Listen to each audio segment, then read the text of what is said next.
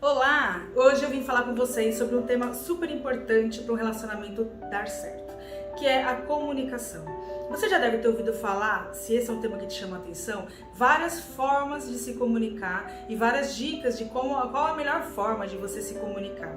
Aqui nesse vídeo hoje eu vou trazer para vocês alguns vilões que prejudicam a comunicação num relacionamento, no teu casamento, e como que você pode fazer para melhorar isso. Então, se você tem interesse em melhorar o teu relacionamento, melhorar a comunicação do teu relacionamento, fica até o final desse vídeo que ele vai te ajudar. Eu sou Bárbara Arantes, sou psicóloga, especialista em família e casal e quero te ajudar a melhorar a tua relação.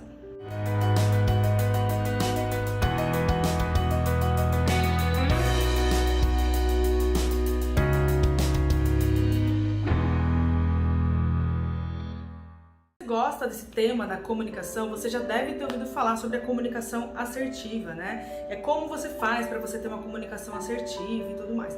Nós vamos falar um pouco sobre isso também, mas eu queria começar falando com vocês sobre sobre os vilões, sobre as coisas que prejudicam a comunicação. Primeira coisa que prejudica a comunicação é nós acharmos que a pessoa ela tá dentro da nossa cabeça e que ela entende perfeitamente o que a gente quer dizer de algo que nós estamos há dias pensando, né?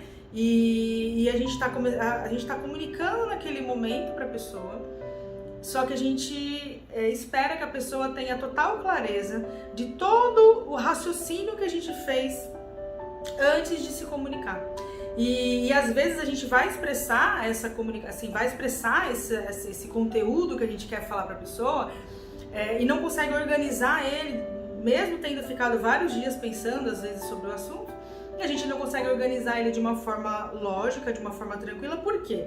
Que aí entra um outro vilão, que são as emoções, né? Então, assim, as emoções, elas são um ponto, assim, importantíssimo pra gente perceber o quanto elas prejudicam na nossa comunicação. Por quê? Elas envolvem a nossa fala com palavras, com expressões que geram um desconforto na hora que a gente está se comunicando, principalmente quando a gente tem uma raiva, uma tristeza ou uma euforia muito grande, uma alegria muito grande. A gente vai falar para a pessoa super entusiasmada e a pessoa pega e fala: ah, nossa, que legal. E aí aquela alegria sai da tua vida, né? Daquele momento. Entra uma ira muito grande, uma raiva muito grande, e você se irrita ou você fica triste porque a pessoa ela não foi tão eufórica ou não ficou tão contente como você ficou contente, né?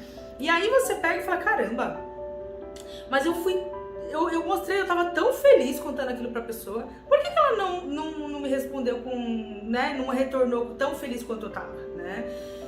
E aí a gente esquece que às vezes a pessoa ela não tá no melhor momento. E a culpa é da pessoa, dela não tá no melhor momento dela? Não. A culpa é tua de você ter falado pra ela no momento que não era o melhor momento pra você falar? Não. É um contexto, né? É todo um contexto que envolve.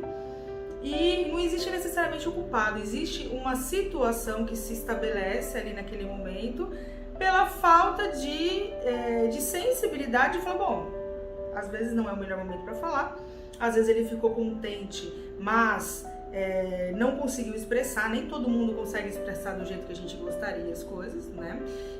E aí você vai conhecendo um pouco mais a pessoa, você percebe que a pessoa, às vezes ela tá super feliz, ela tá assim: nossa, que alegria você poder ter feito isso e tal, mas ela não consegue expressar isso com clareza. E você consegue perceber isso quando você conhece de verdade a pessoa, né? E aí, a comunicação, por exemplo, com essa pessoa é uma comunicação diferente de uma outra pessoa. Às vezes uma amiga que você vai conversar e a pessoa é super extrovertida, super animada, e você conta pra ela e ela fala: ai, amiga, que bacana, como eu tô feliz por você. E você pensa: bom, é melhor falar pra ela do que falar pro meu marido, porque meu marido não tá nem aí pra mim, papapá. E aí você vai alimentando aquele sentimento de insatisfação e de ser de menos valia, né?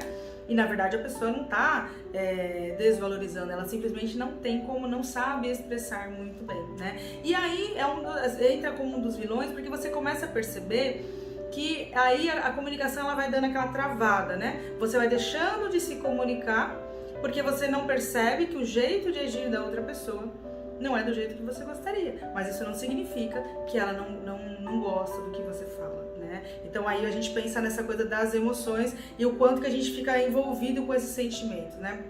Um outro ponto também que mexe bastante é a questão do quanto a gente não reflete na história que a outra pessoa tem, né? Então outro vilão importante que a gente tem que ter em mente numa comunicação é a história de vida da pessoa. Aí você fala, bom, Bárbara, mas como que eu vou saber a história de vida que a pessoa tem para poder me comunicar com ela, né? Quando a gente fala de relacionamento, a gente até sabe um pouco, mas às vezes tem relacionamentos que não são tão abertos, a pessoa não fala tanto, e aí você fala, como é que eu vou saber que a pessoa tem uma história de vida que interfere, né? Você vai percebendo sinais através da forma que a pessoa se expressa ao longo dos diálogos que vocês têm, né? E aí você percebe que tem alguns assuntos que não fluem tão bem e que talvez precise ter um pouco mais de paciência, um pouco mais de delicadeza na hora de conversar sobre aquele assunto. E aí vai da tua percepção. Mas assim, da mesma forma que vou te dar um exemplo. Você tem um histórico de um pai que tem, sei lá, que é alcoolista, né? Que bebe, sempre bebeu muito, e você tem um medo muito grande de casar com uma pessoa que bebe, né? E aí teu marido começa a beber mais, ele tá estressado, nervoso, e ele começa a beber mais. Você não vai ter facilidade de conversar com teu marido sobre o quanto você tá chateada dele estar bebendo demais. Por quê? Porque você tem uma história de um pai que é alcoolista e que você tem traumas por conta dessa história do teu pai. E você não quer olhar pro teu casamento e ver que o teu casamento ele tá dando o mesmo rumo que o casamento dos seus pais, por exemplo, né? Vai acontecer a mesma coisa que aconteceu com os seus pais? Não necessariamente. Mas você carrega um peso muito grande porque você acredita, você tem uma história que te faz pensar que isso vai repetir, né? Que vai se repetir. E aí, você tem dificuldade de conversar sobre esse assunto. Então, percebe que a tua história, ela influencia no assunto que você vai conversar e como você vai conversar. Talvez você seja mais impaciente, você não entenda que é um momento que teu marido está passando e que logo isso vai passar. Você leve aquilo com um afastamento muito grande, e aí você entra num processo de tristeza muito grande, porque você sobrecarrega aquela situação por conta da tua história, né? Então isso acontece em qualquer tipo de relacionamento, né? Que aqui a gente tá falando, mas a gente acontece isso com os relacionamentos com os filhos, quando a gente vê que o nosso filho tá passando por uma situação parecida com o que a gente passou na adolescência, por exemplo, e aí aquilo é doído, é sofrido da gente conversar. Então, assim, nós não somos...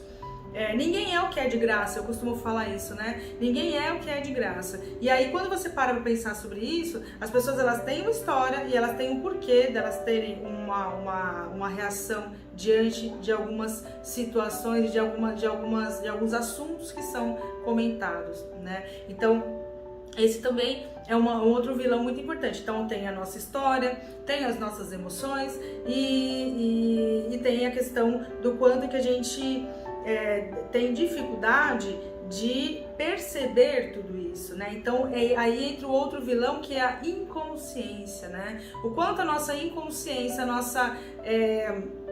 nossa disponibilidade de tentar enxergar e entender como acontece toda essa dinâmica, como acontece toda essa dança, né, da relação, dessa comunicação, ela prejudica na hora da gente se expressar, porque a gente prefere não falar. A gente prefere, nossa, não tá legal, a gente prefere não olhar para entender o porquê que é tão difícil se comunicar com essa pessoa. É mais fácil a gente falar que todo homem não gosta de conversar, é mais fácil a gente falar que toda mulher é teimosa, e aí a gente vai criando várias crenças limitantes, vai criando várias manias que a gente traz da cultura, da sociedade, né, e do nosso histórico familiar, para acreditar que a melhor coisa é a gente viver do jeito que tá, que é melhor a gente não cutucar no que tá, senão se a gente cutucar o negócio vai ficar mais azedo, né? E pelo contrário, Quanto mais a gente está disposto a melhorar, quanto mais a gente está disposto a agir de uma forma mais consciente em relação às coisas que a gente quer melhorar no nosso relacionamento, a gente tem uma probabilidade maior de melhorar e ter esse sucesso, essa prosperidade que a gente espera na nossa relação. Então, assim, se você tem interesse de entender um pouco mais, de aprender a raciocinar efetivamente sobre o teu relacionamento, sobre as coisas que você quer melhorar na tua relação, se inscreve no canal. Aqui eu vou colocar toda semana vídeos super importantes e valiosos, assim, de um conhecimento muito, muito bacana para poder ajudar você e o teu parceiro ou tua parceira a construírem uma relação mais fortalecida e serem vitoriosos aí no casamento de vocês.